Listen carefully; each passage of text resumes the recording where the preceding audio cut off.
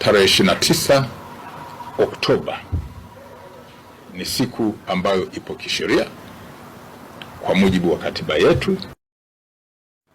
Kila mwananchi ana haki ya kwenda kupiga kura kumchagua kiongozi anayetaka. Narudia, tarehe 29 mwezi Oktoba mwaka huu wa 2025. Haikuja yenyewe kwa kutaka, ipo kisheria, ipo kikatiba, na watu wana haki ya kwenda bila hofu kupiga kura na kuchagua mtu yoyote wanayemtaka.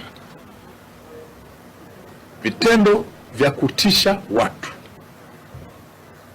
vitendo vya kujaribu kutishia watu havikubaliki, kwa sababu shughuli ile ni ya kisheria.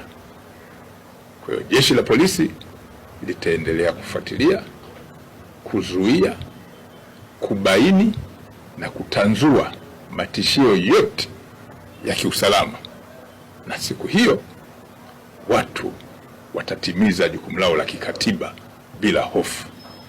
Tunaomba wananchi wema waendelee kutoa taarifa mbalimbali, na jeshi halitatoa siri, ili watu wote ambao wanajihusisha na vitendo vya kihalifu waweze kushughulikiwa kwa mujibu wa sheria, ikiwa ni pamoja na kuwafikishwa kwenye mamlaka zingine za kisheria kama ofisi ya mashtaka pamoja na mahakama za kisheria za Tanzania. Asanteni sana.